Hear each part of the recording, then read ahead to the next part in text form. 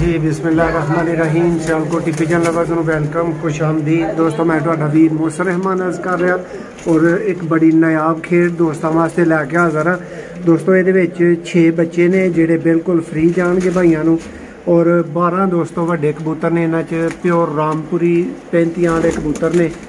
शौक करो, तसल्ली करो, फिर जेह्ड़े भरा दी समझ आए और साडे नाल राबता कर सकदा है। 1200 रुपये दोस्तों पर ने जी। दोस्तों इन्हां च माशाल्लाह एक 35 वाला जोड़ा है, एक रामपुरी जोड़ा है, एक बांका जोड़ा है दोस्तों।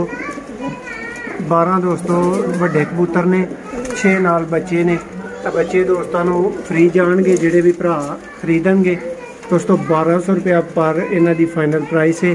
नंबर मौजूद है, अगर भरावां दी समझ आए तो राबता करके खरीद सकते हो। इस 2 मिनट की वीडियो दे विच मैं कोशिश करांगा कि कबूतरां नूं तुसीं चलदे फिरदे वेख लवो, शौक होइए तुहाडा, तसल्ली होइए तुहाडी।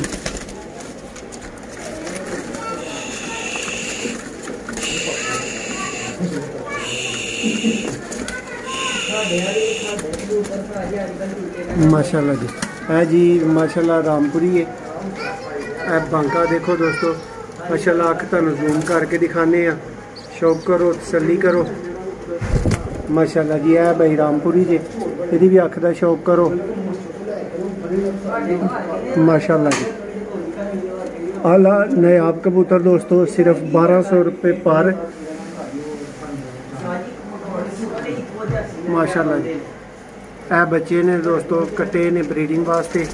ये भी फ्री ने, यह भी फ्री ने। जेडे भरा ने लैने होंगे उन्होंने फ्री मिलणगे। 1200 रुपये पर ने टोटल दोस्तों फाइनल है। वीडियो पसंद आए लाइक करो, चैनल नूं सबसक्राइब कर लो मजीद इंज दियां वीडियोज़ वेखण वास्ते।